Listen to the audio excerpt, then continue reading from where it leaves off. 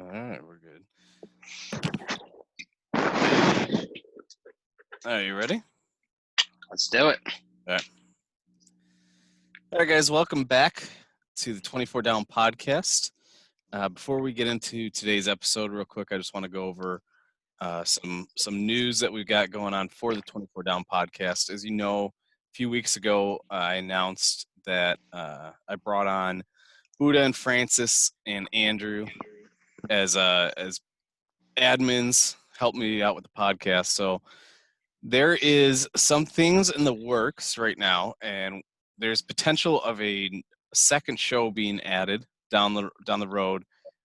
Basically, the premise of the show is going to be a follow-up show. So you'll hear your interview show, and then you will hear a follow-up, and that's going to be a lot of fan interaction. So we're going to be looking for you guys to be sending audio clips or getting involved in the conversation, things you heard on the previous podcast, the previous interview, whoever it was, being able to then go and put your 2 cents in on things and add to the stories and that type of thing. So that is in the works right now. I don't know when it'll happen, soon, hopefully, but that is going to be this week's announcement. And without any further ado, I'm going to bring in our guest of the week.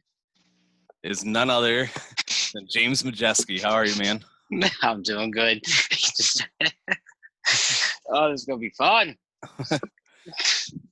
So, as most of you know, James is, I think now he's, let me think back to everybody we've had on. I think James is the first non-24 Down resident on the 24 Down podcast, I believe. But as you all know, James was just as much a part of 24 Down. Oh, you did live on 24 Down. You did live on there, yeah. But originally, you were not, right?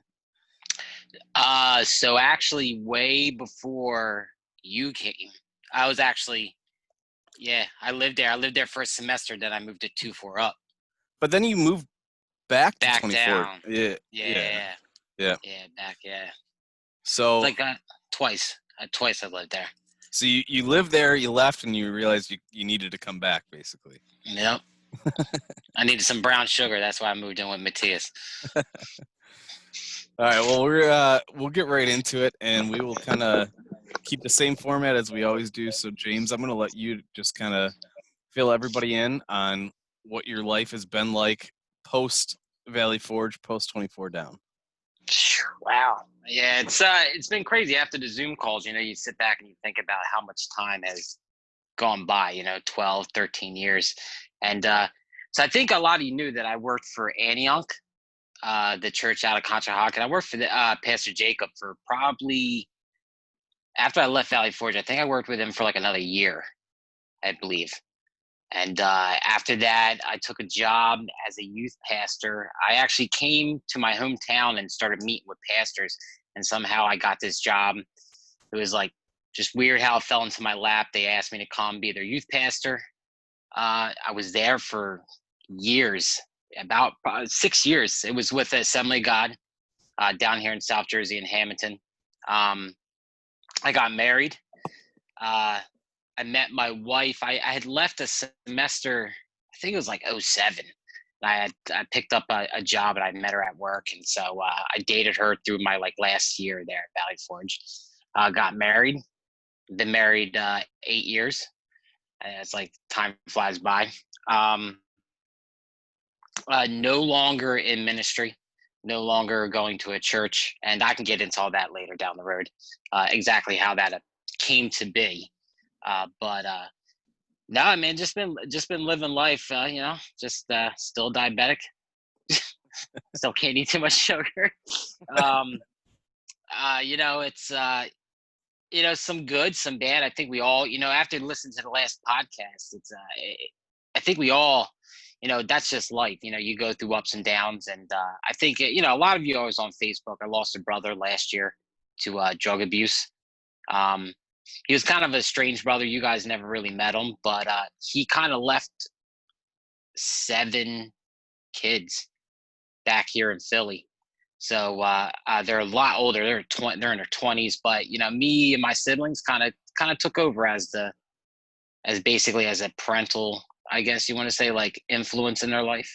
So, I got, we've been hanging out with them a lot, and bought my first home last year. Don't know what I'm doing, but kind of got my little spot here in Jersey. So dirty Jersey. So Well, you guys, I mean, you and all the people that are still in Pennsylvania, you guys have Wawa, and I'm really jealous about that. So, yeah, Wawa, good old Wawa.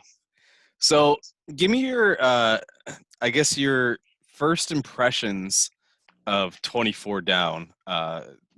Once saw it developed into what it was. Because were you on the floor at that point, or were you? So I came in 2005, I think it was, and I actually lived next to Big Daddy. That's how I met him. And it was funny because your last podcast with Pete, I totally forgot that I had met Pete and Buddha at one of those breakaway things, and I ended up coming like the next year. I totally like it's just weird how you guys have brought it up a couple of times how like a little thing someone will say will trigger all these memories. Like I was nervous about like even coming on. I'm like, man, I don't remember anything. I'll have these like my time there is like one big blob, like where randomly something will come through my mind and I'll just start laughing about it. But so I lived in 24 Down, for one semester. I had this roommate, Noah Paulnack, and he was an interesting kid. Yeah, and I only made it one semester down there. I really don't think I hung out with anybody. And then I moved upstairs to like one of those porch rooms. And I teamed up with these two kids. Both got suspended my second semester. They did, not me. That didn't come until later. You know that. And and ended up getting that room by myself, like a 3-person room by myself. And that's how I think I met Tom up there too. Tom started up upstairs too, right? I'm not sure because Tom was before I was too. So. Oh wow, really? Yeah. So so I lived down there like for a semester, but coming back down, it was definitely a different atmosphere. So when I lived there first, I was this young kid. I was 18. A lot of the relationships were already established. We had Carlos as an RA. It was rough. I think we all have a Carlos story, but I remember real quick. I remember that guy fined me during a room inspection. I went away for the weekend, right? And I put my books on my bed. Like they weren't like thrown on my bed. I will remember this till the day I die. I put like 4 books on the end of my bed, and Carlos fined me for a dirty room. And said, and when I asked him, I was like, "Why'd you find me?" And I remember his response was, "It looked like you were hiding your books from me." I was like, "Wait, what?" And what was the fine back then? Like $20. So yeah, 10, 20, something like that. Yeah. I mean, I paid it. What was that? What was I really gonna do? So, but no, yeah, moved back down, and it was weird how like I came to hang out with you guys because I actually lived upstairs for quite a while. I had like a triple, then I moved to a single, but I was hanging out with everyone downstairs. I don't know if you knew that, but no one upstairs talked to each other. We didn't really, hang out, but 24 Down was like the place to be. So, it was cool. That's how I built a lot of relationships between you guys. Like I said, like after 12, 13 years, we started doing Zoom calls, and it was like we just left yesterday. We were busting each other's chops, and it was a cool, yeah, it was cool to get back together, man. That was a good job on your half. Thanks, man. Yeah, you bring it up like how you can just completely forget about things. This is just perfect example. So we had a meeting the other day. I had a meeting with Andrew and Buddha and Francis. I don't remember how it came up, but somehow. So remember it used to be the ARA room right next to 117. It was a single room. Yeah. Dude, I don't know what it was. I completely 100% forgot that room even existed until it got brought up the other day. I probably haven't thought about that room for 10 years. And I was like, holy shit, there was a room right there. I forgot because that thing was so tiny. But yeah, man, it's crazy like the simplest little things can spark some of the coolest memories. I don't know, that's crazy. So the other thing that I wanted to bring up too about what you were talking about, and I don't even remember what it was.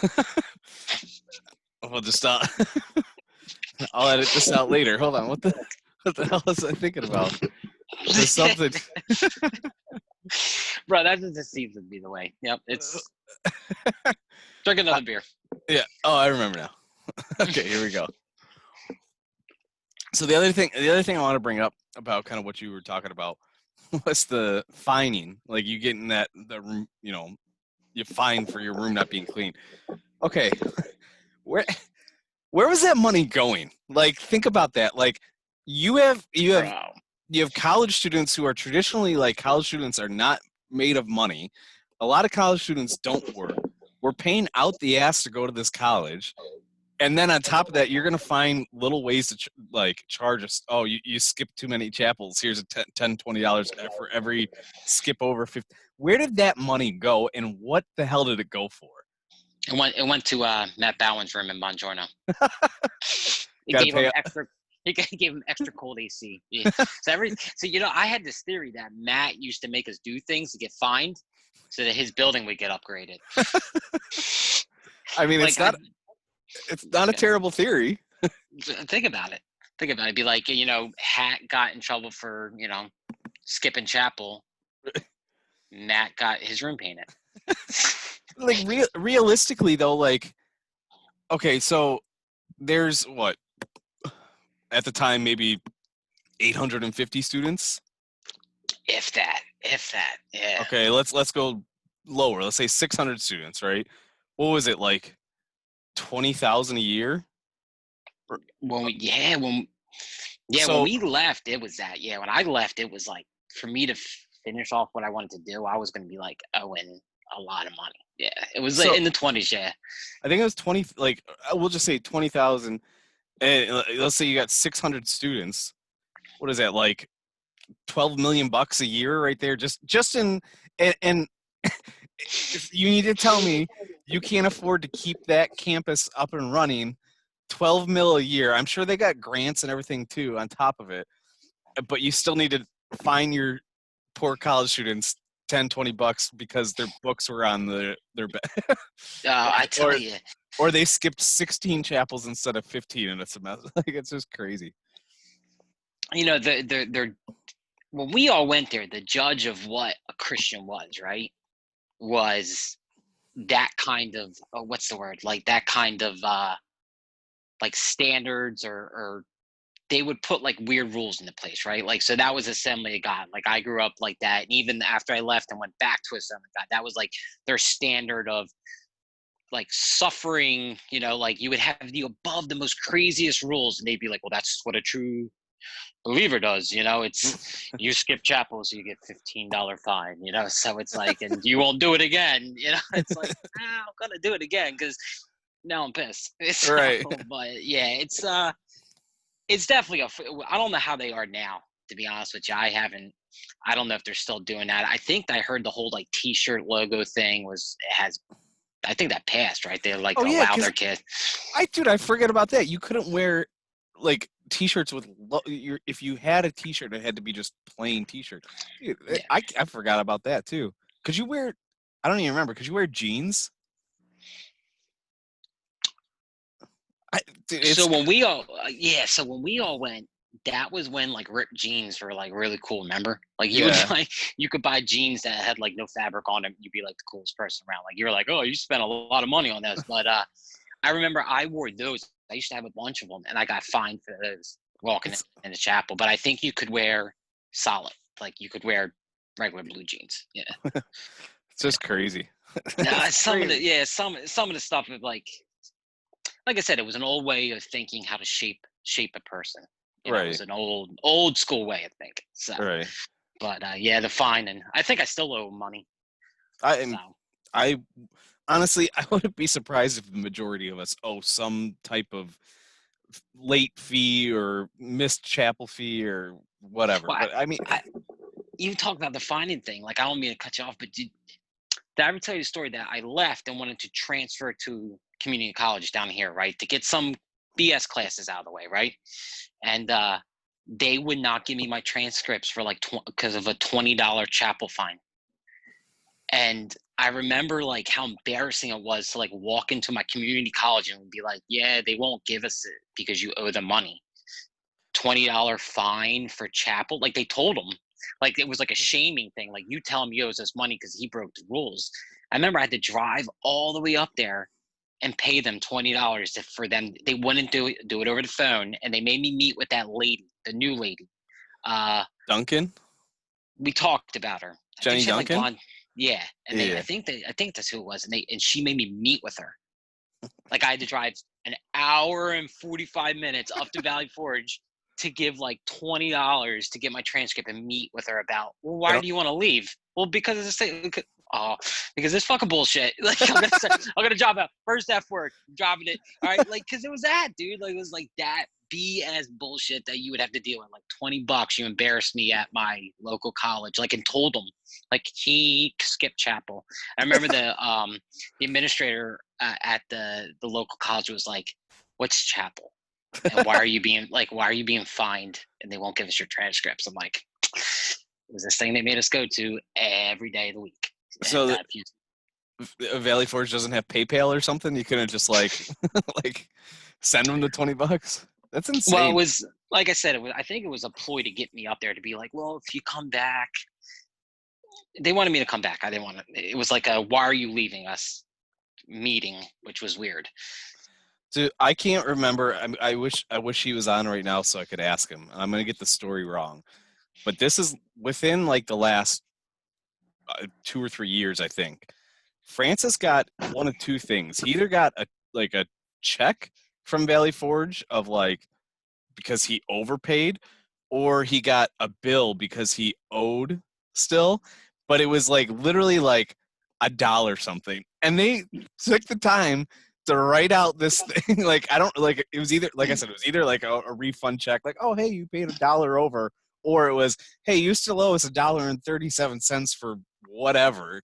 I don't remember which one it is, but it's insane. Absolutely insane. Yeah, dude.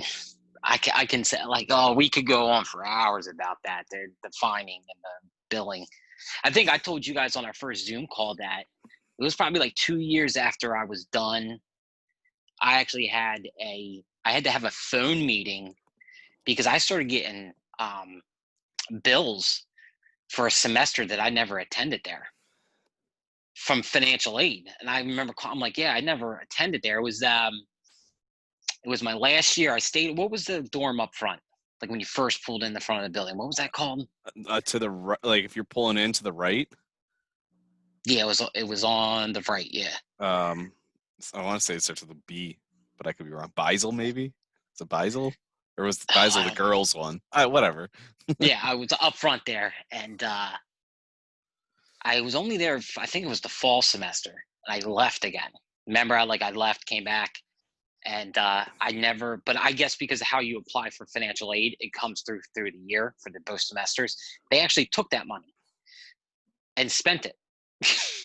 And the argument on the phone was, you didn't claim it, so we thought it was a gift. And I was like, what was a semester? Like 10 grand, right? Right, right. A 10 grand gift from a kid that was like, Are, 40 something or more. Oh, definitely more than that in debt with them.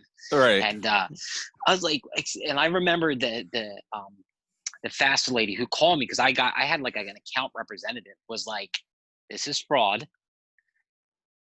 They have no proof that he signed that money over, and they had to like sign them. It was like this big ordeal to get it cleared from my credit. Yeah, it was a big thing. Yeah. Dude, that's Oh yeah, insane. you never called us. We took it. Wow. Well, I mean, we could, like you said, we could go on for hours, and Yeah, dude. I don't want to. I don't want to set the tone that we're going to be nonstop complaining about the school. There's a lot to complain about, and I'm sure that theme will continue as we go. But there's also a lot of positive things. Not so much with the school itself, but with the people at the school. So, with that, let's get into some questions from some of those people.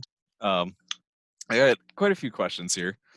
So, these here's a series of questions that are coming from Big Daddy. First question is, he wants to know how the home remodel's going. Okay. It is going slow. I could show you. I could walk you around the house right now and show you. So Big Daddy, it's going good. About a year ago, we bought the house last year, and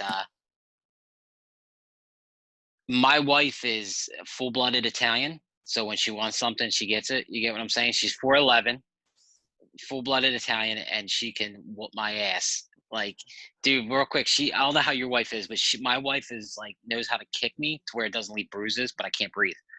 She's good. I'm just joking. Domestic violence is funny.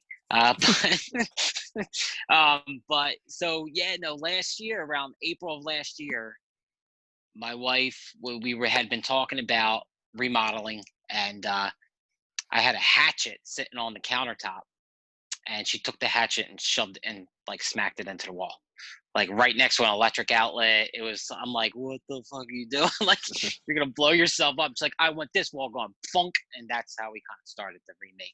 So yeah, we took out we opened the house up pretty big by like a 10 by 20 area.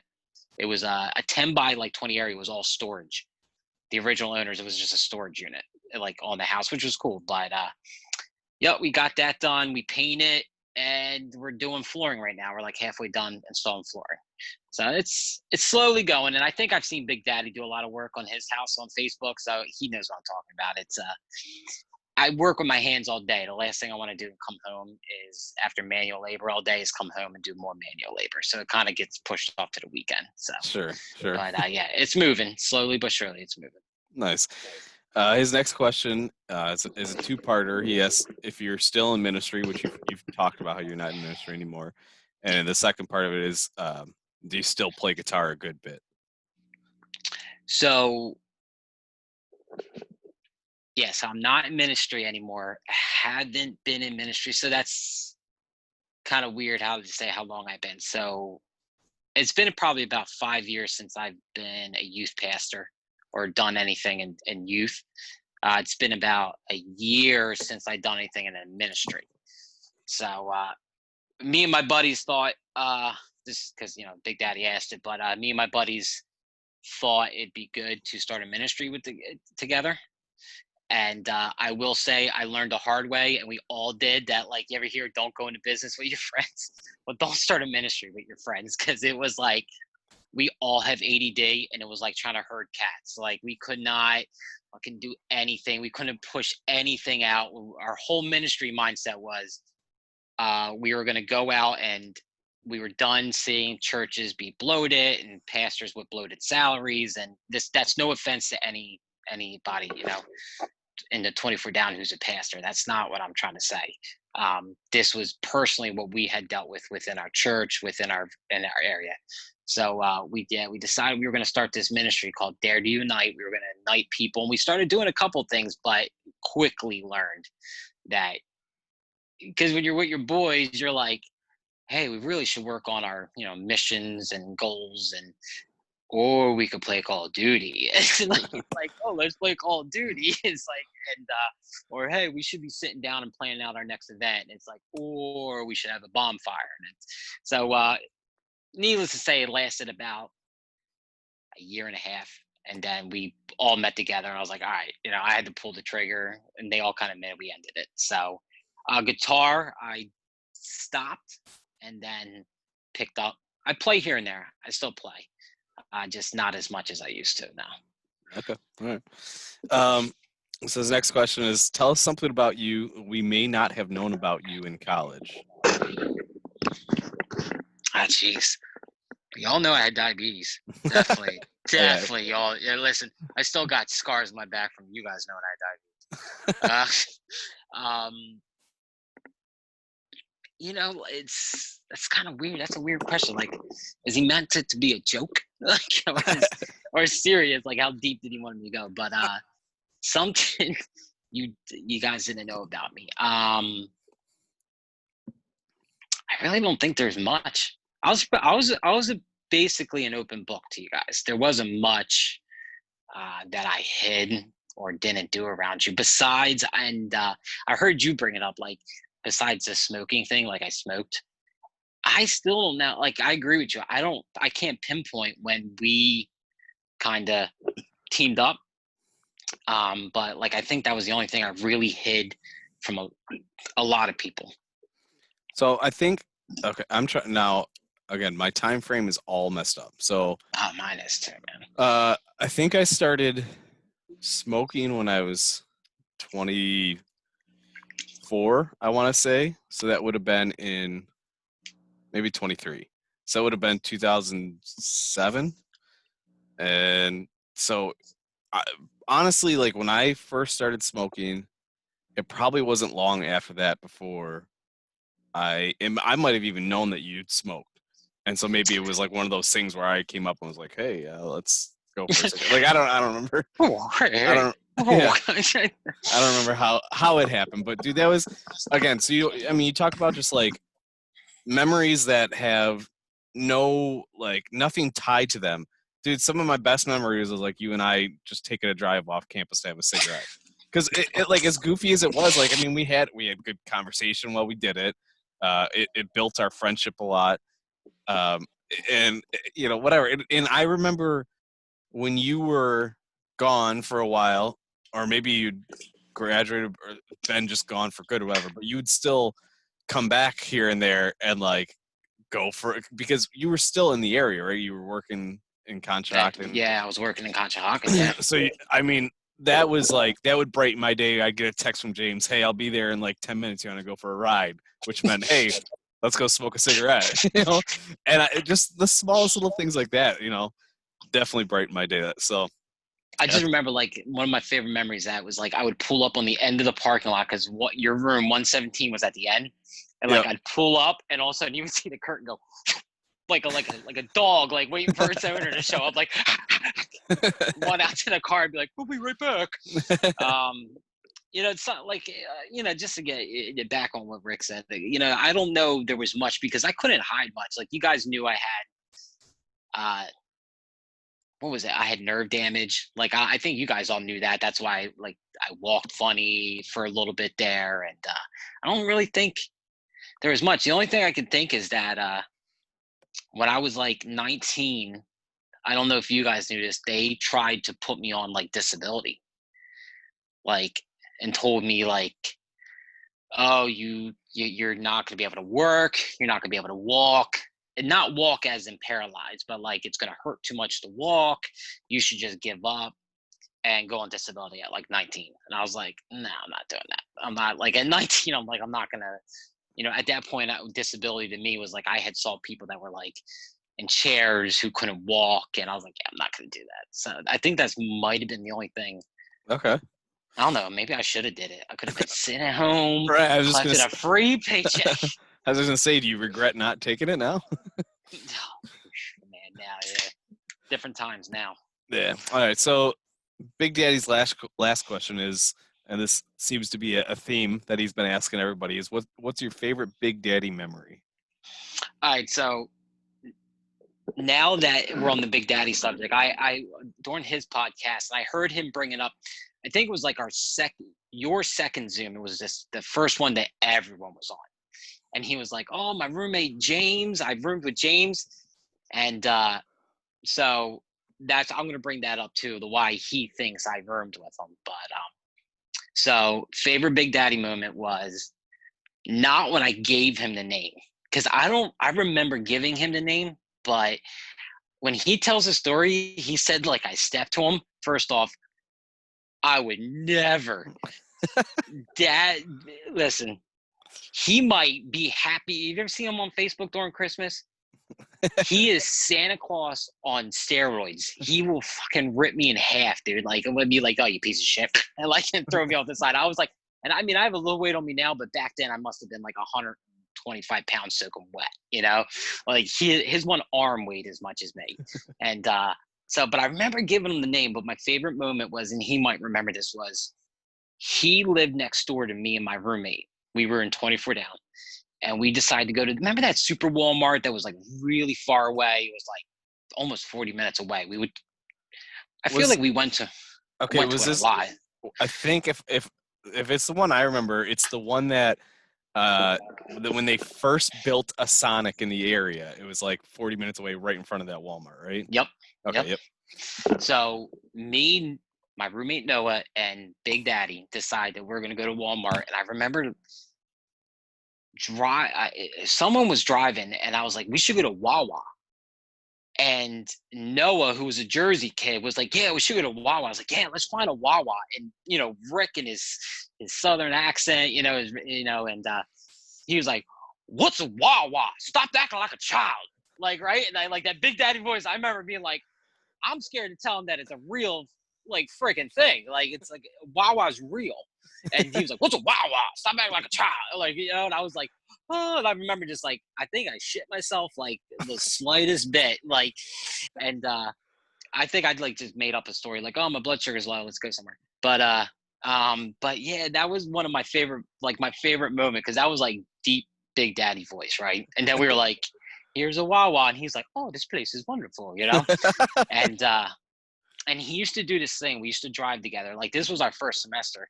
I don't know if he remembers this, but he used to sit in the car in that deep voice of his and be like, home, James.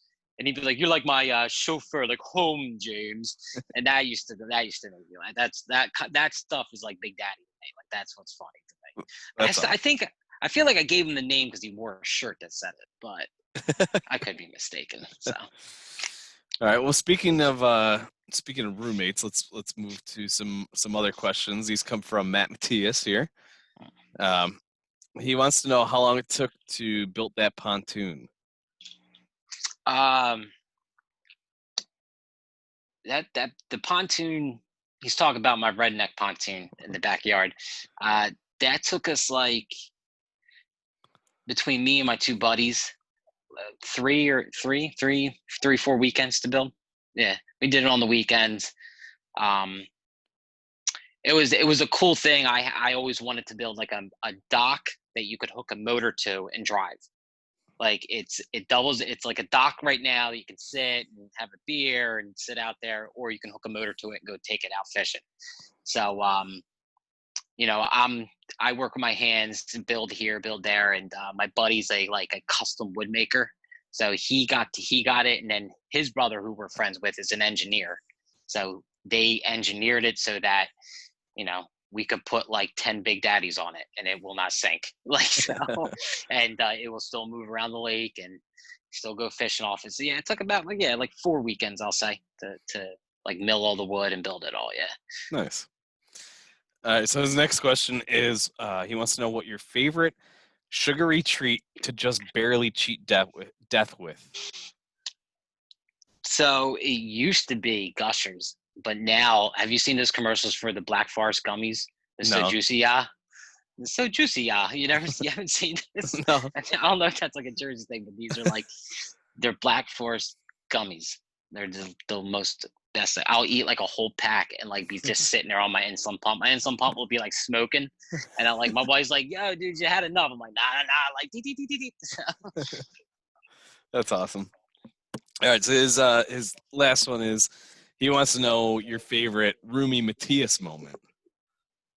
Rumi Matias moment. So, the truth about Matias was, when I first came back down to 24 Down, I don't know if anyone knows this, but I wasn't supposed to room with him.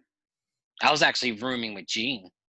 Okay. And Gene might be able to fill you in on more, but all I remember was Gene wanted somebody to move into his room, and I think Matt didn't have someone, and that's how, like, I remember like coming into like Matt's room, and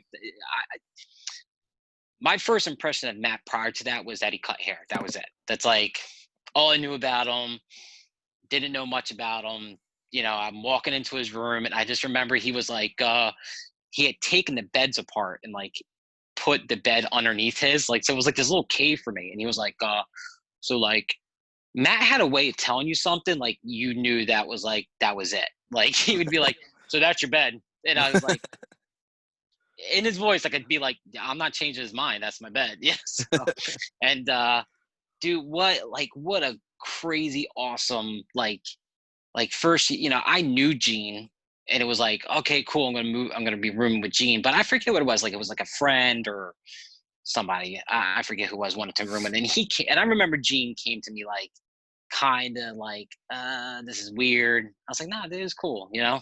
So, but what a crazy, like, awesome thing to happen. Like, cause me and Matt, like, we kind of lost touch, you know, like every year or so I would send him a text. After he got married, I didn't really talk to him that much, but Matt's one of those guys that I know if I can call him up, he does. He knows me to a T. Like, and if I call him up and I'm in something or I need advice, he will be right there. He'll give me the advice, no problem. So it was like it was cool how it ended up working out. But my favorite Matt moment was he used to get like all, because I heard him talk about it. Like I would walk in from work, and I was just thinking, it was like underwear was like the most comfortable thing. I mean, I wasn't as crazy as you heeling around the halls naked, but you know, like I came home from work, I was like pants off, right? Like I remember he would be talking, and he would turn around, he'd be like, "Dude, what are you doing, bro?" I'm like, "What?" Like we roomed together, and he used to wait for me to take my insulin shot, and we would watch Family Guy. We would, but one of the best things was Matt never gave up. One of my favorite things about Matt was Matt knew I smoked before anybody knew. And he never once like threw me under the bus or anything like that. But favorite Matt moment was him trying to get me into Dragon Ball Z. And I just couldn't do it, dude. We would have it set up to where we would lay in bed and like one of our computer screens would be turned to us, and he would have me watch these Dragon Ball Z cartoons or what are they called? Anime? Yeah. Is that what they call? Yeah. And I don't know, he would have like anime porn all over the room. I mean, it was like, it started getting like real awkward, and you know, like then he started asking me to join in, and I'm just joking, but like, yeah, you know what, Best Matias moment was a mall. He used to cut everyone's hair. I think we got along. I don't think we ever argued rooming together. If I did step out of line and he had to put me back in line, I'm sure that's happened a couple times. He definitely, I would listen to him. So For sure. I mean, the way he is, like you said, Matisse he's not a big guy. That doesn't take anything away from the kid's power, because he's super, like, he's a strong motherfucker, but he's not a big guy. So like surface, like just on the surface, you look at him and he shouldn't be intimidating, but he had that sternness in a polite way of where, like you said, if he said this is what's happening, you just be like, all right, that's what's happening. I'm not going to argue with you, you know? yeah, like, you can't do homework right now. I'm cutting hair. Yes, sir. And like leave.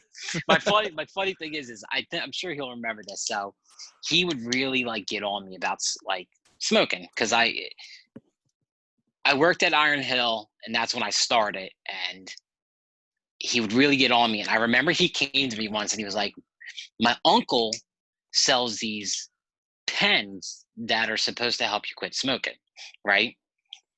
It was the vape pens, but back when they first came out. So like I did not buy one, and I'm so glad, because he would have gave me that popcorn lung or whatever. Like I was like an inch away from him giving me, like years later I would have had to have a lung transplant. So it's all on Matt's fault, you know.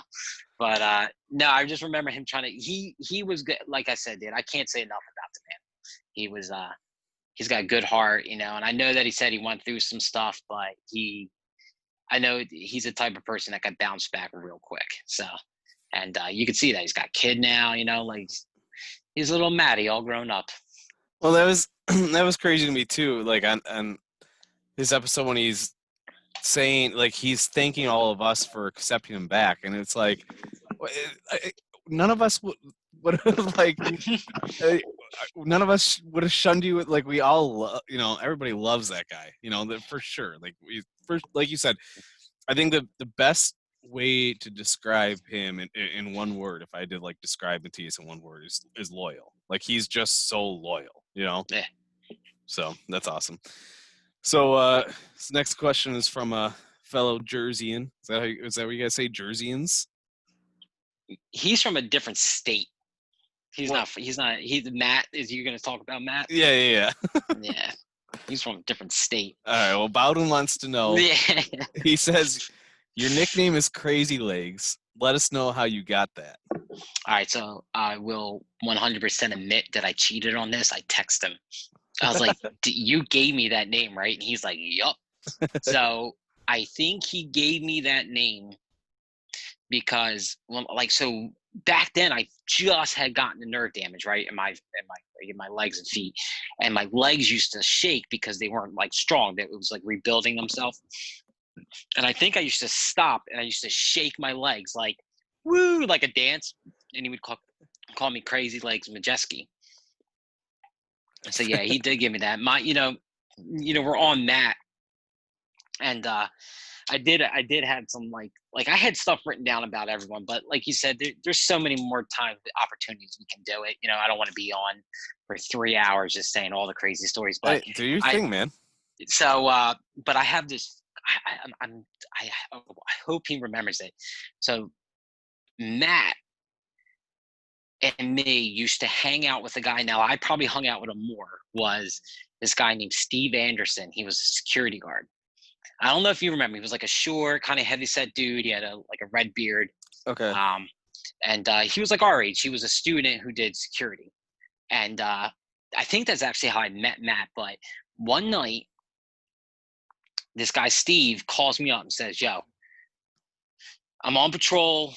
Can you come help me? I just got this weird call," right? And he sets up this whole scenario, and he picks me up, takes me to the back campus, and proceeds to open up this dumpster. He goes, "Yeah, somebody told me of this weird dumping. Somebody just dumped something in this dumpster, and that's weird. We gotta go check it out, right?" So we lift it up, and it is literally a mutilated, bloody corpse. Like, but it was when you're so when I think I was like 18, 19, like I didn't know it was an animal, right? Somebody had disposed of their like deer carcass. But for me, I'm seeing bone, muscle tissue, blood, an eye, right? And I remember I was like, "What the fuck?" I was like, "Holy shit, we gotta get out of here. We gotta call the cops." And Steve's like, "Hold on, hold on, hold on." And I'm like, grab him. Like, I didn't have a cell phone. So I'm running to the security car to grab the radio to be like, call the cops, call like everyone, call like the FBI. There's a dead body on the fucking campus of Valley Forge Christian College, like of all places to dump a body, dude. And so he ends up telling me, right, because I'm freaking out, like I'm about to throw up. And we end up doing it to Matt. We end up picking Matt up and bringing him to the back, doing the whole story all over again. I forget what Matt does. I think Matt points at it, and it's if you ever seen like a deer, right? Like their back, like they have like what looks like a knee, but it's actually, you still there? Yeah, I'm here. Oh, edit that out too. It's in the back. It's in the back. But anyway, so Matt looks at it and goes, "That's its knee." And Matt starts like, I think he started throwing up, dude. Like it was weird. But yeah, Matt was I had some fun times with Matt. Matt's the type of person, right? So me and him both passed. He still is. He's doing a great job up at his church. But so I would see him like once a year, like when I was the youth pastor. And he was one of those friends that I went and talked to him for a year, and then we would see each other and we would be joking and laughing and coming up with old memories from college days. Like we used to sit in chapel and be like, they would like sing this one song, and I forget what we did, but what's funny is like I'm like, before this meeting, I'm like, should I edit names? Because some of these guys are pastors of churches, dude. So I mean they were 18 when we did some of this stupid stuff,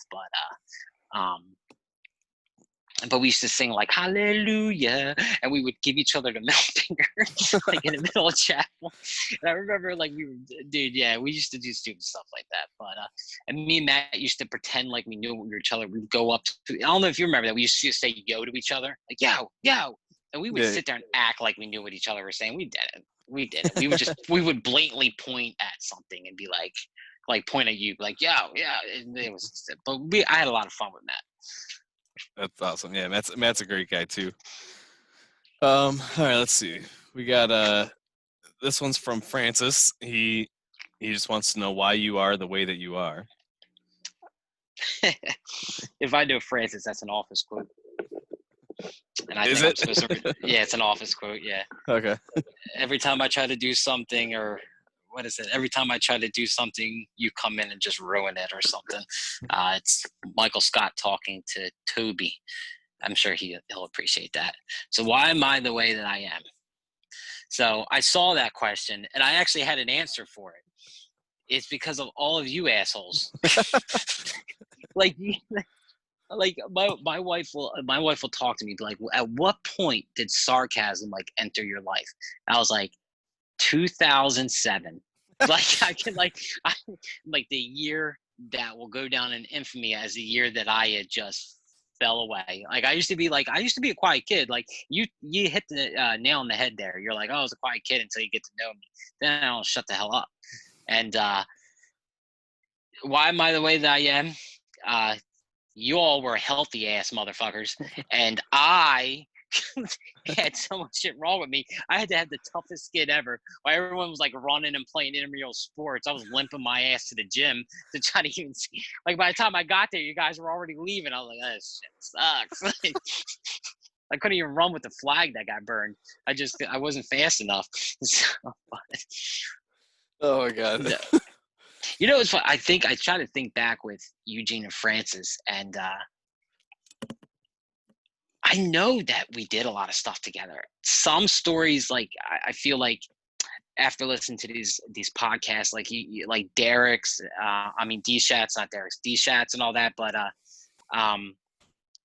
I some of the stories either had been told to me or that I was like just always in the background of things happening. Like I just feel like I don't know. I know that Gene stayed in my room upstairs for a week or two. I had this single room upstairs. I know he stayed up there, but two good guys though. Two good guys. Yeah, I mean, like I said, when I when I left Valley Forge, I moved back to Michigan. I was back here for 6 months, and probably the darkest 6 months of my life. And it got to the point where I was like, I gotta go. I've got a job back in Pennsylvania. I've got friends back in Pennsylvania. Like maybe I just need to go back. I went back, and literally like those next 3.5 years, I spent the majority of my time hanging out with the two of them. So yeah, I mean, I can't say enough good things about them as well. So all right, so this next question's from D-Shat, and he labels it "Crazy Legs question." He wants to know what your all-time favorite TV show is, and then he says he'll never forget that you introduced him to his personal favorite show of all time, Scrubs. Yeah, that's when he lived upstairs.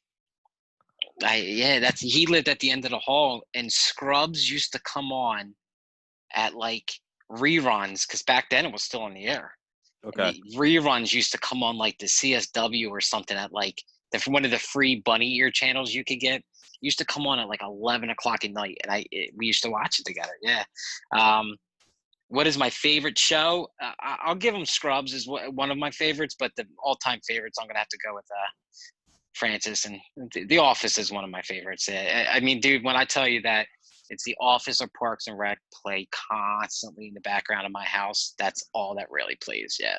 So nice. All right, so this one is from Junior. He says, growing up, he wants to know who slept on the top bunk at home, you as the big brother or Mikey Edwards as the little brother?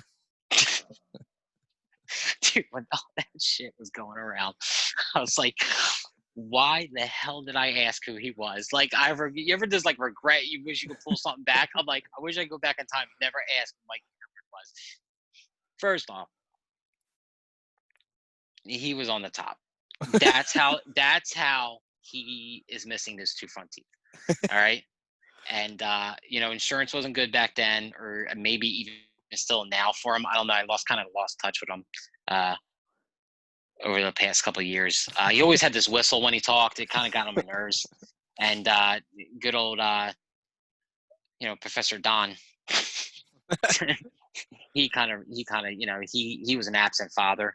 He was running a college, and he was tough on both of us, but he told Mikey that God doesn't care about looks, and so that's why he's always whistling Dixie down the road. And dude, when those pictures were going around, I was like, I must have been cracking up and like peeing myself in the middle of work, and people are like, "What's so funny?" Like they're telling me this dude is like my brother. And they're like, "Dude, it looks like him."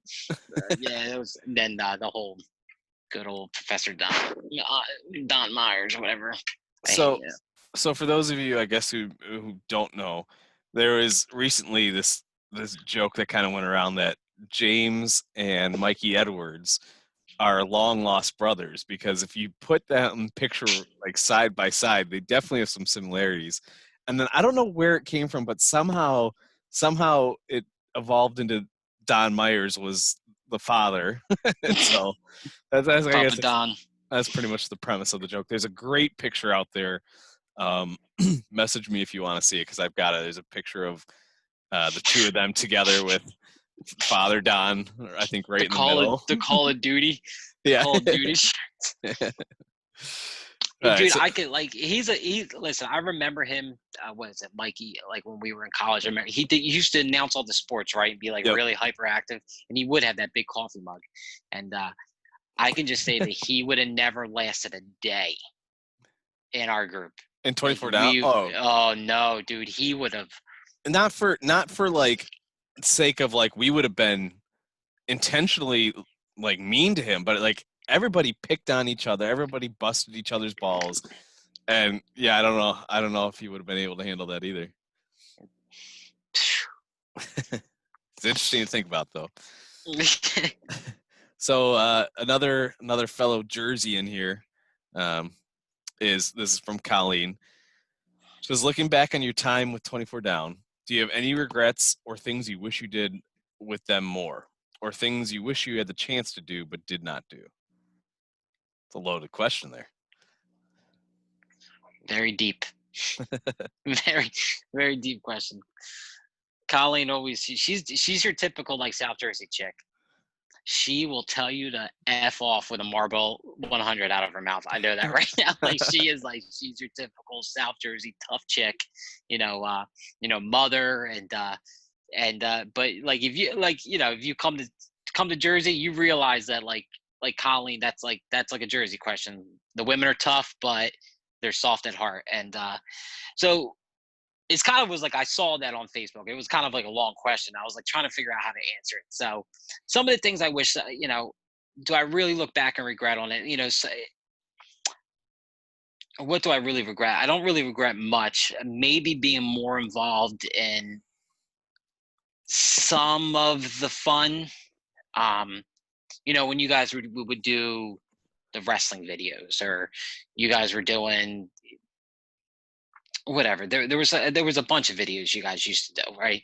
Maybe being a little bit more involved in that. But I'm a big believer on things that you did definitely affect your future, right? And there's for a reason. So you can't look back, right? So I can't go back now and be crazy like Majeski wrestler, just can't.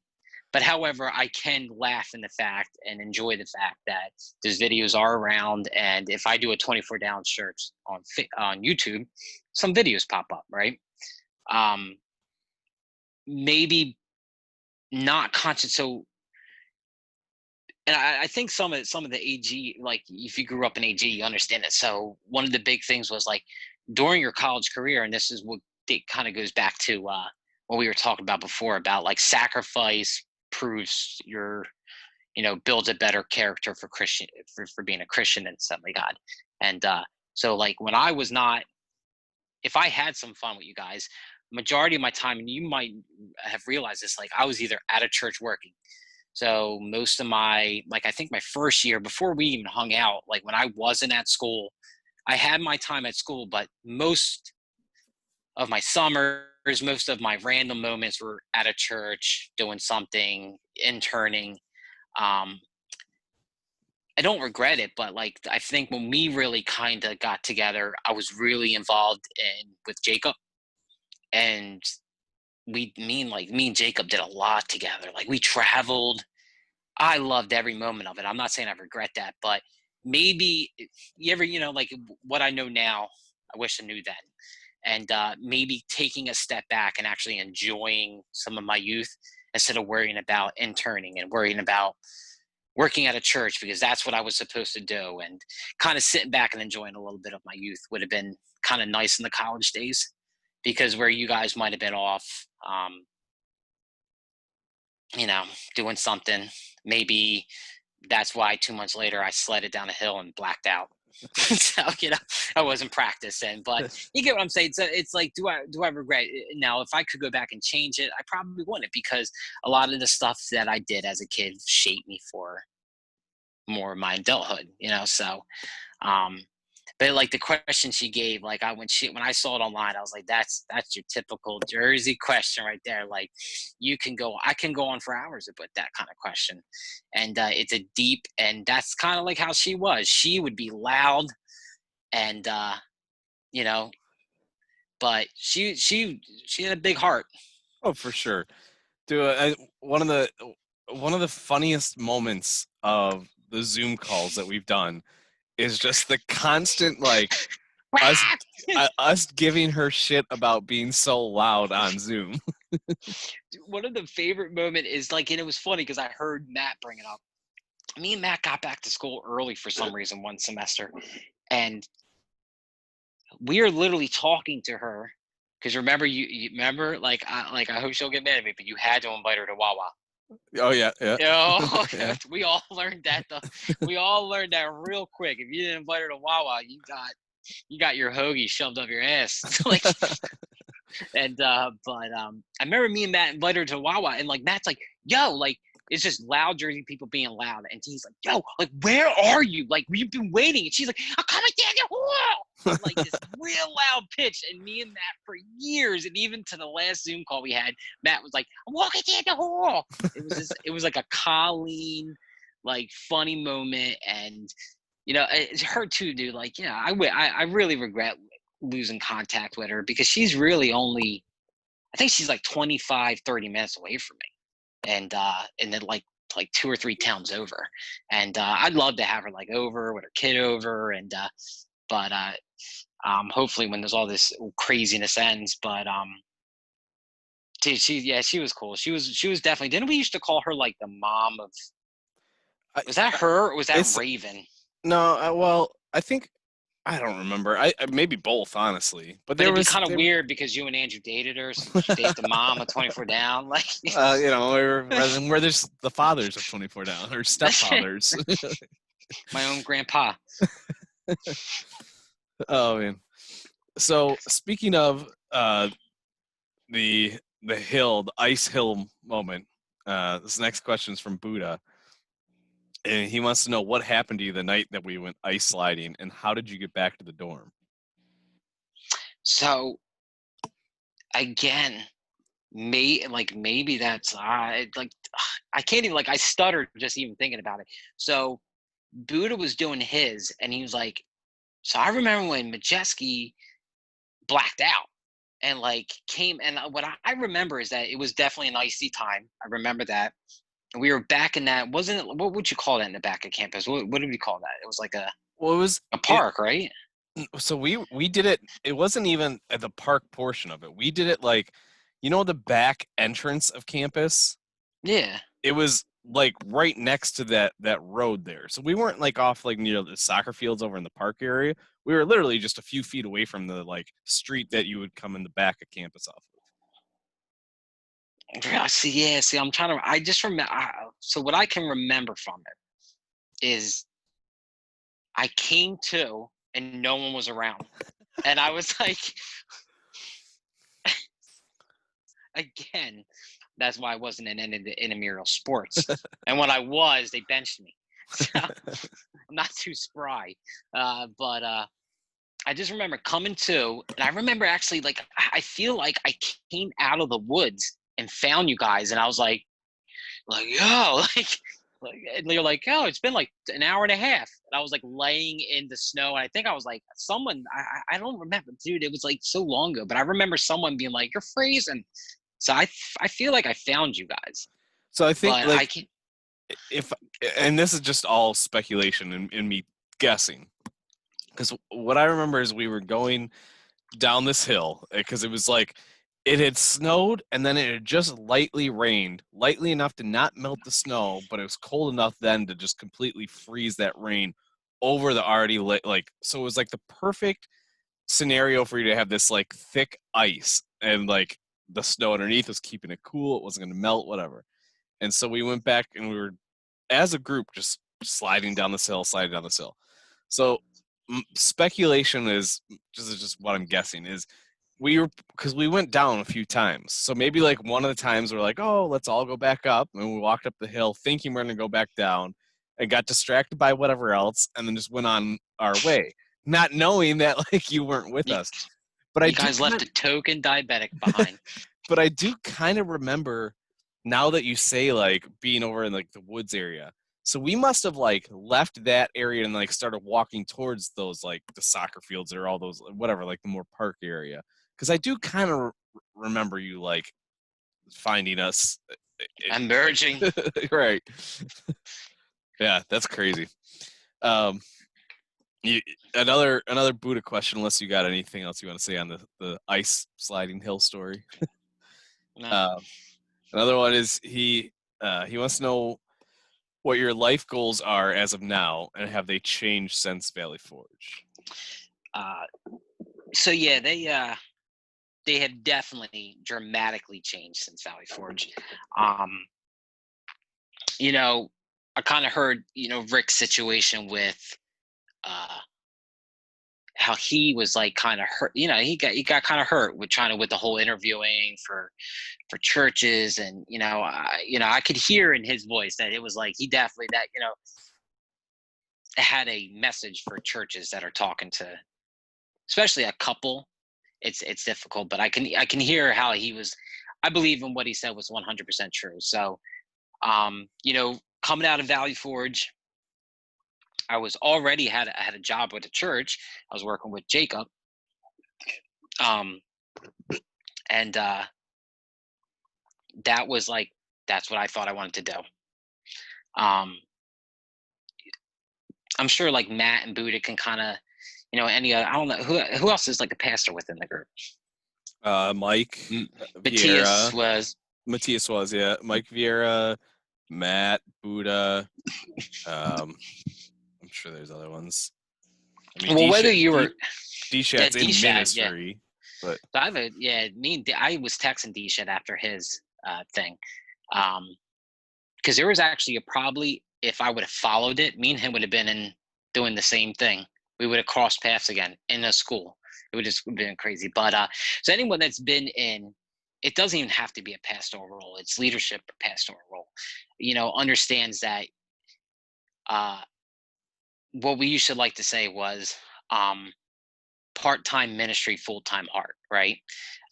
You would have churches that would hire you as a part-time youth pastor, right, or a part-time youth leader, which was always my favorite thing to spin on it. Like, oh, we're going to make you have all the responsibilities of a youth pastor, but we're going to call you the head youth leader. Like it was, I always whatever. That's another conversation for another day. But and so me and when I was out of Jacob's church and moved on to run into youth ministry here in Hamilton, me and one of the leaders were talking about that. It was called, part-time ministry, full-time heart, because basically you were on paper, you were part-time, right? However, ministry never ended, so like I was part-time running the youth ministry, right? Well, I still had just as much or more to do than a part-time guy would. So, there was Thursday nights youth group, there was Friday nights Bible study, there was Sunday morning prayer, Sunday service, Sunday night prayer, Sunday in between Sunday afternoon service and Sunday night prayer, there was Sunday Bible study. And then, oh, here comes Tuesday. And now there was Tuesday Bible study.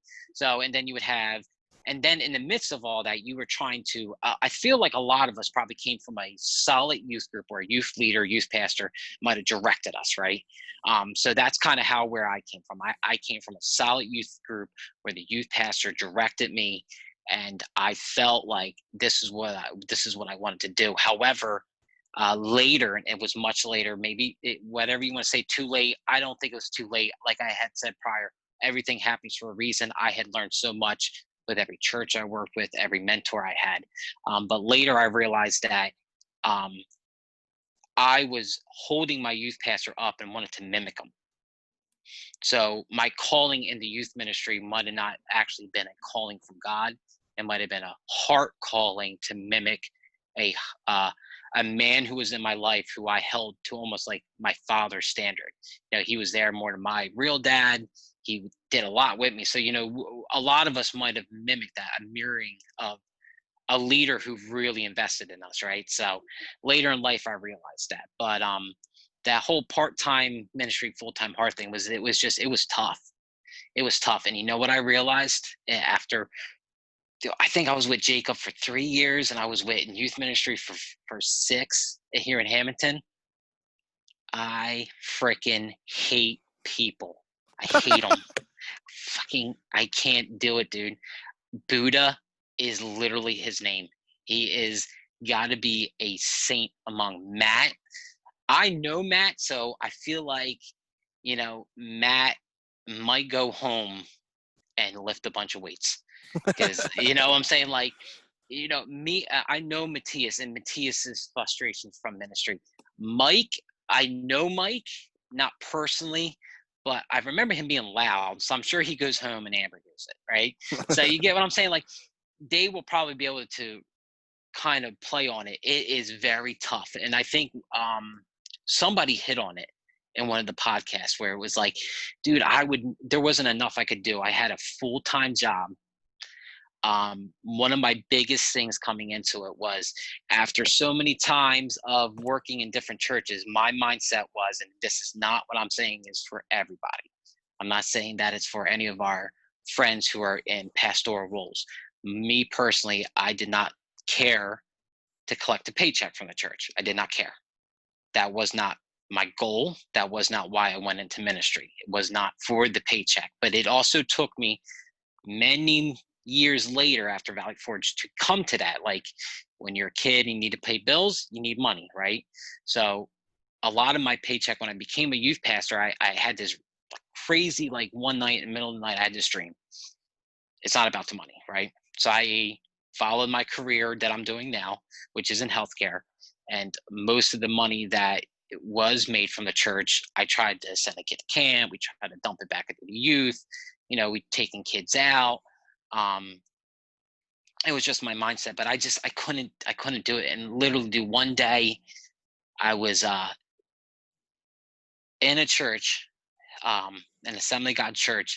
And I just remember it was like there was a lot of weird stuff going on. I'm sure Matt had heard about a lot of the weird stuff about our senior pastor.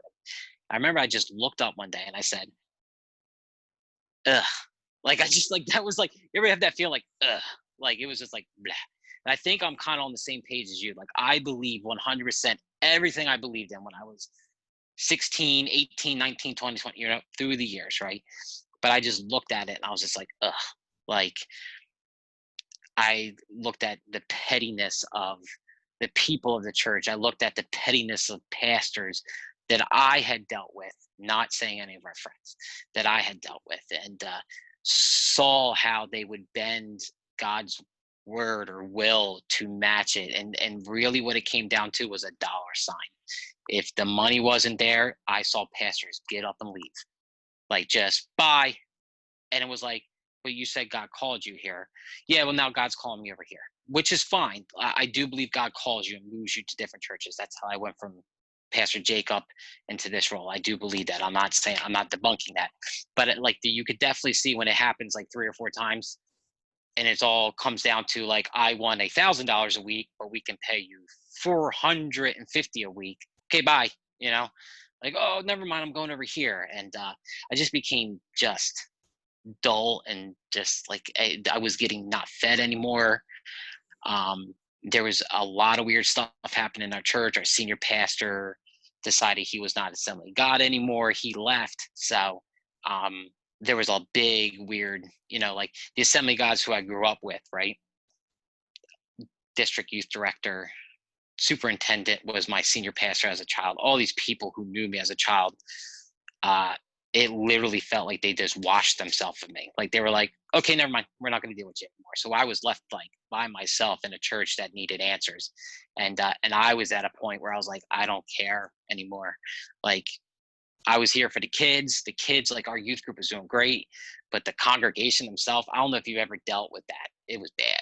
Like it was sometimes you'd be like, just shake your head, like, are you being really that petty about this? Like, but so Valley Forge, I was called to be a youth pastor, and then after I came to this, I took probably about a year or two off. We didn't attend a church within the area.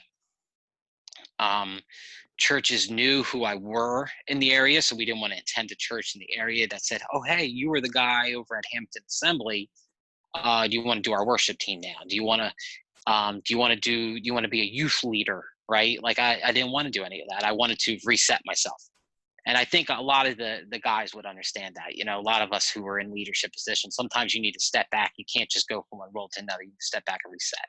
So me and my wife talked, and we decided it just the ministry life wasn't for us anymore. Me being a pastor of a church or pursuing that anymore. So we just stepped back. Um, and then we decided to do the ministry thing I told you about, which is like it's like a big no-no. I'm part of other ministries who I talk to and do a little odds and ends stuff with, but not really um, through Assembly God or anything like that. And you know what my life goal is now is so a lot of people won't know this, but about 4 years ago, I was diagnosed with stage 3 kidney failure, and I took a step back and said, what is my life, right? To get back on Buddha's question, what am I here for, right? Doctors say, okay, it's bad. This is what it is.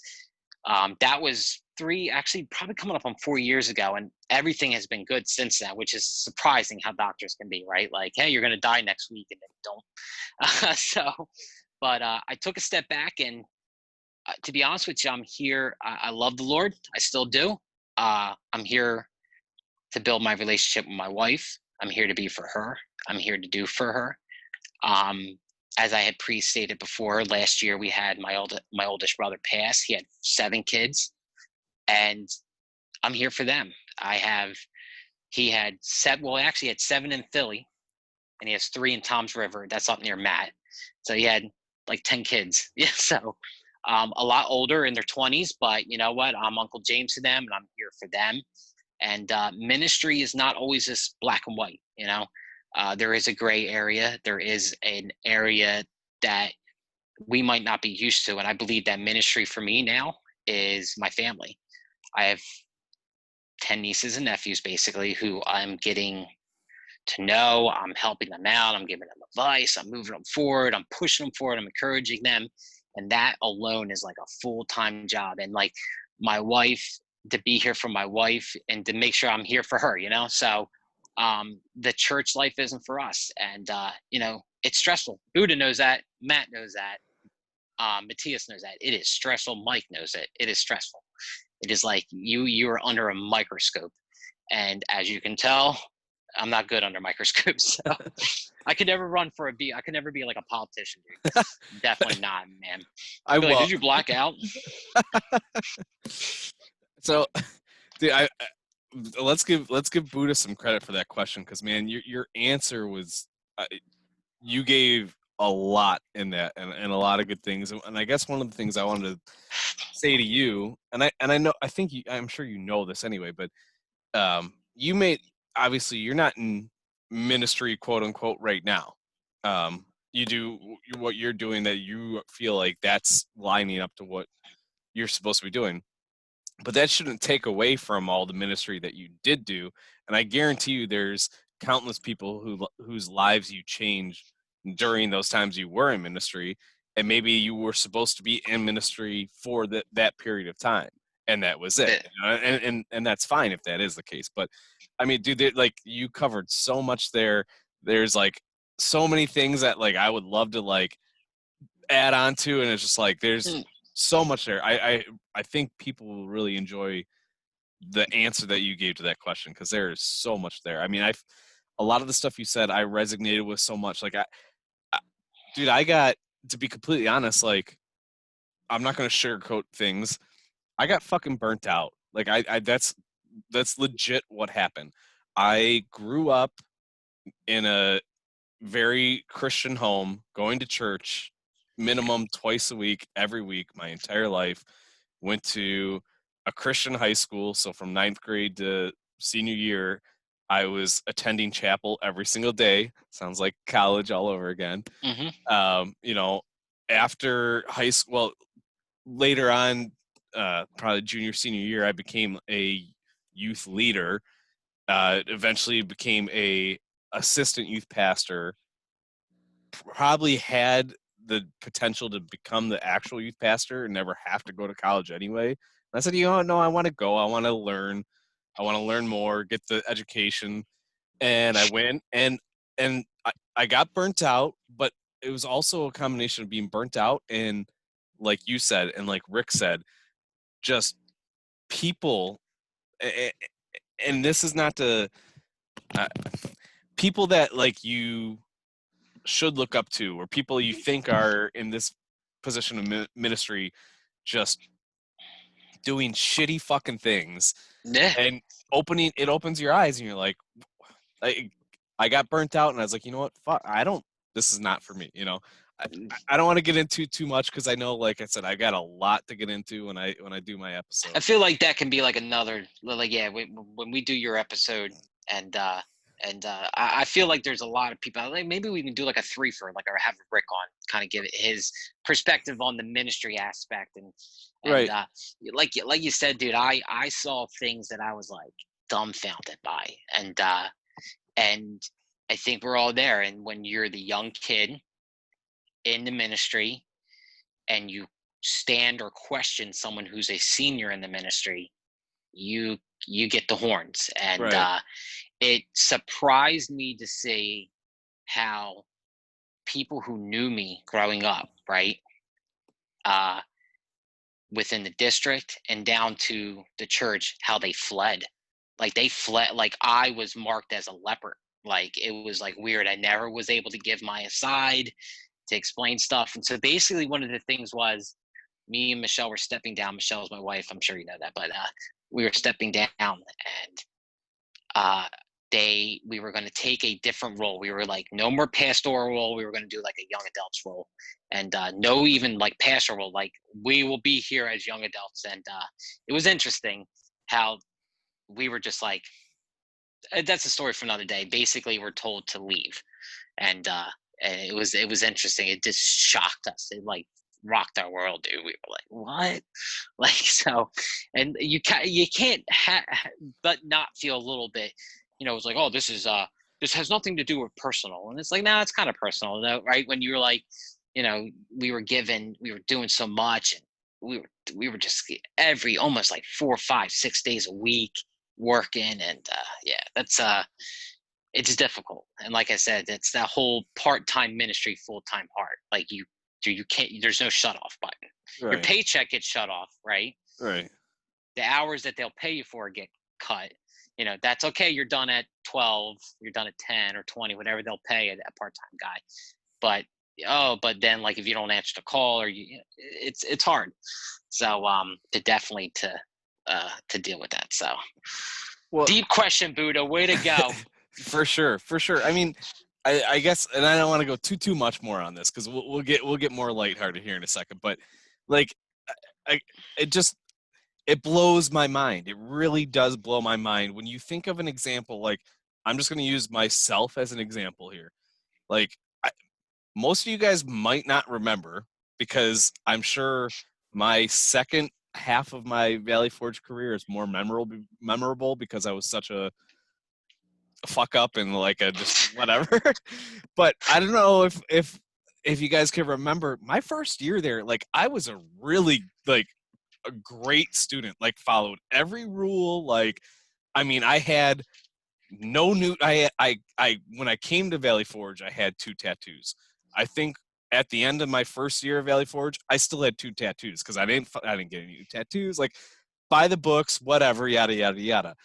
But what started to open my eyes was like, okay, so you're gonna find me somebody like like I'm doing everything I can do to follow every rule. You're gonna find me $15 because I missed a chapel. Meanwhile, there's somebody on the worship team who was caught in her room with her boyfriend after like 2 o'clock in the morning, and you're gonna like just turn face to that. Like, oh yeah, nothing happened there. Like, Yep. go fuck yourself. I get it. Like, Yeah.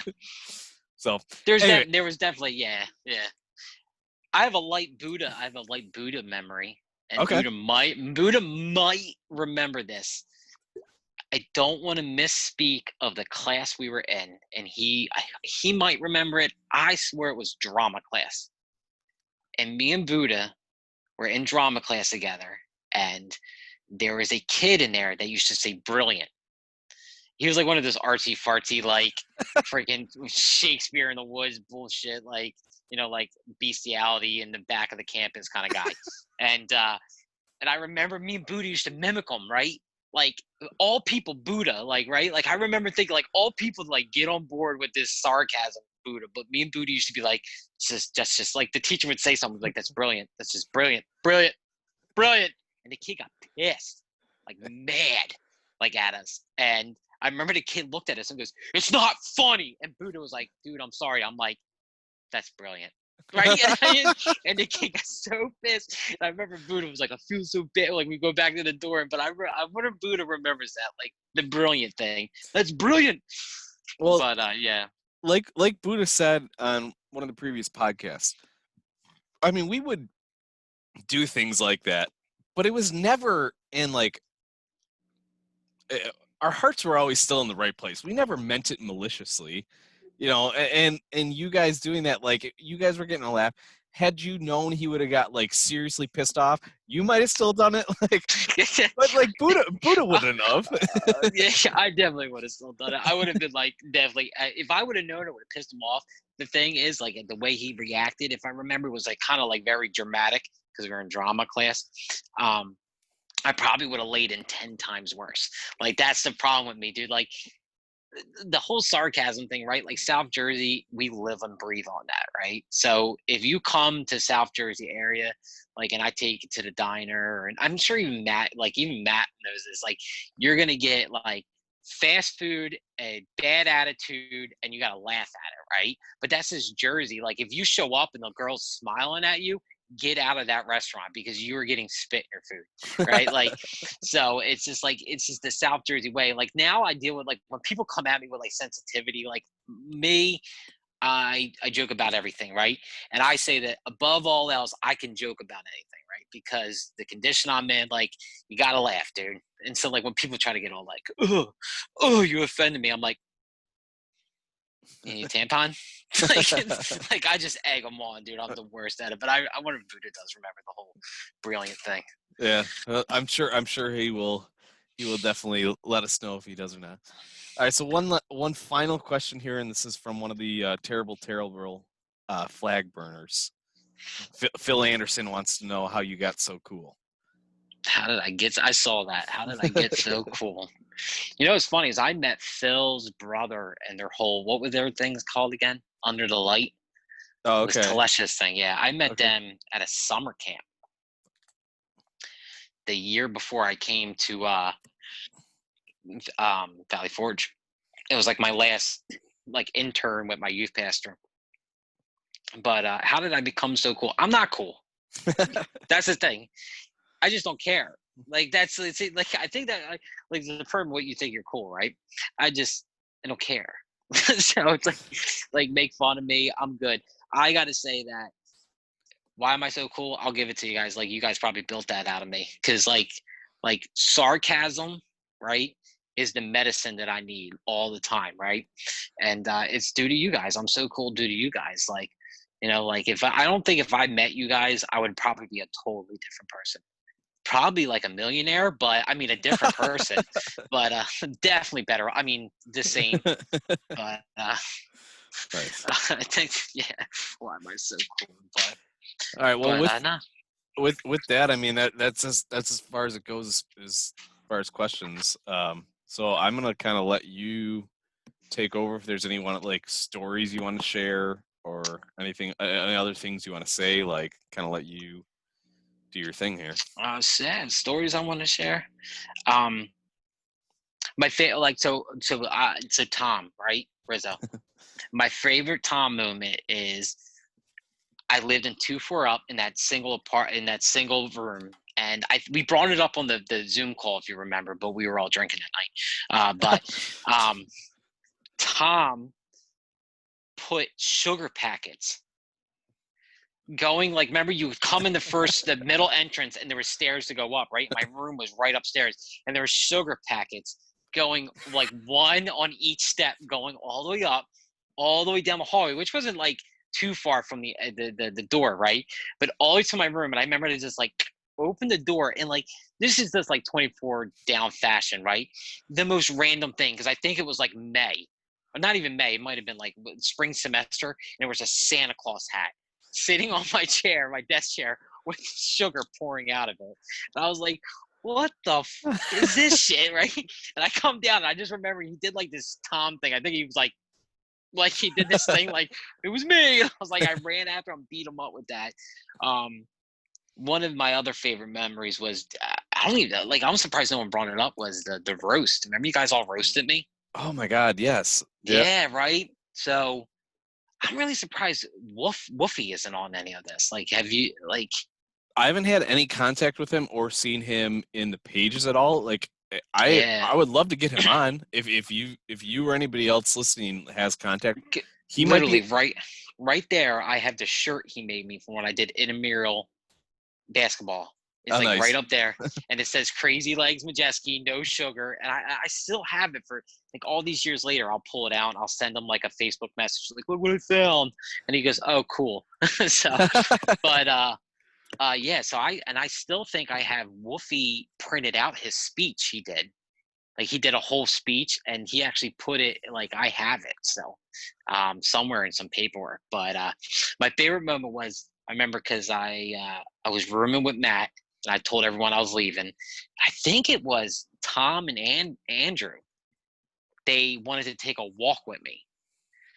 And I was like, "Come on, guys! Like, I don't want to shed any tears. I'm leaving." And they were like, "No, no, no, let's just take a walk." And they walked me into the room where it was like near the chapel, right? One of those back rooms over there that we had it, and we did it there. And I was like, Raven and Carrie were there, and that was like my sarcasm skills put at its best, because I was put like right on the spot to like make fun of everybody. But and then, dude, I really don't, like, I don't want to like ramble on with a ton of memories. One of the best, like, as you say, one of the best moments, like I said, we can't pinpoint when me and you hung out, right? And I swear, when I first met you, you told me you were allergic to cigarettes. Okay, so You're shaking I knew there was a story behind this shit. hold You on. liar. To be fair, when I was, I'll just real quick story. I was probably like 12, 14, something like that, and I had eaten an apple. Okay, when I was a kid, real little kid, if I ate an apple, I felt like I couldn't, like, I just wasn't properly swallowing the peel of the apple. So I was like, oh, I don't like them because I can't swallow them properly or whatever it was. So I just stayed away from them. And it was around like 12, 14, something like that. I'm at a Promise Keepers conference with my dad, and they got a box lunch with an apple in it. I'm like, oh, I'm old enough now. I know how to chew things. So, like, let me just eat this apple.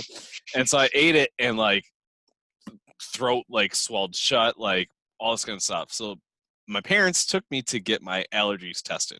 Found out obviously I was allergic to apples, but they told me that I was allergic to cigarettes and beer. Now I don't know if my parents paid them to tell them that, because they told me that before because I went in the room by myself to get like the allergy test, and they gave me the results before, like, my mom was out in the waiting room. So it wasn't like they gave my parents the results and my parents told me. Like, they specifically told me. Again, maybe my parents paid them to tell me that. I don't know. But for the longest time, I thought I was allergic to cigarette smoke and beer. And it turns out I'm allergic to neither. So doing both as we speak right now.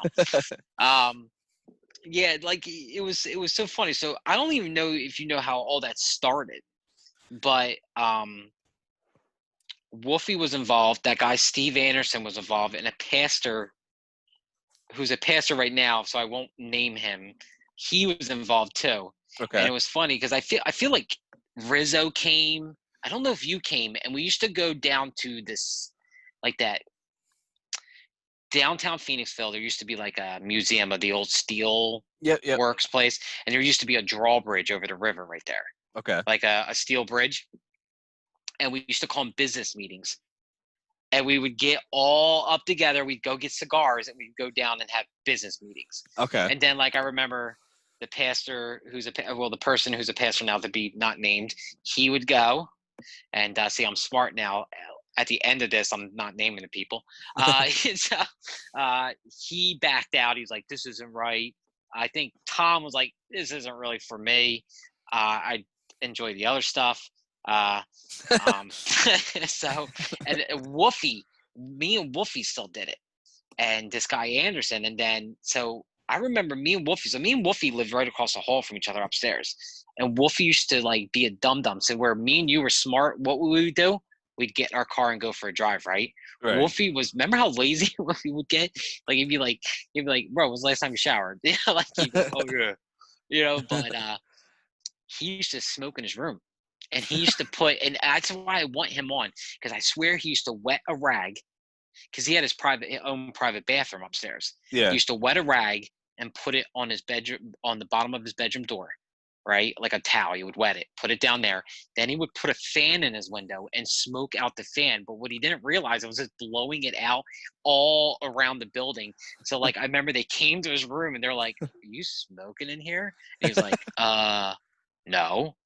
And then he started doing what we were doing, like driving. But me and Wolf used to get like I'd like to talk to him, because me and him got in trouble with Jacob, Pastor Jacob. We went on this like a ski thing, and me and him walked off and had a cigarette. And I used to wash my hands before I would go back, and like Wolfie walked right up, like, "Hey, Pastor Jacob," like breathing in his face, and he was like, "Yeah, you guys, like, come on, dude." But Yeah. When nah, dude, go ahead. when when when I was like involved with it, um it was me, you, occasionally Wolfie, and again, if I'm not naming names, it was another uh girl whose name might rhyme with um sh- sh- I don't know, Michelle, rhymes with Michelle. Not gonna throw her under the bus or anything. It was Rochelle. You don't I or Raquel, remember her. Raquel. It was Raquel, Raquel. yeah. Yeah. So it was like me, you, Raquel, and occasionally Wolfie. We would Is go Raquel out. in like ministry right now? No, I was just being Oh, okay. mean. But yeah, Yeah, yeah. That was like, yeah, that's what we used to do, and I feel like we used to yeah. I used to drive up to campus and be like, I used to message you, remember? I yeah, wouldn't tell you, and I wouldn't be there, and I'd be like, look outside, and you'd be like, what? And then like, oh, you asshole! Like yeah, I'm, I'm sitting here waiting for you. It's it's funny, and listen, I mean, we can go on and for hours, dude. It was 4 years of our life, and I won't go on too much longer. But you know, 24 down is just a building. It's the people that were in it, and like we discussed before, probably on these calls, on Zoom calls, that probably if you go down there now, it's a storage unit, right? We said, yeah, yep, and what does brotherhood really mean? That's the way I take it. I take it because, I have my blood brothers here, but I have my best friend who is 10 minutes up the road. His name is James too.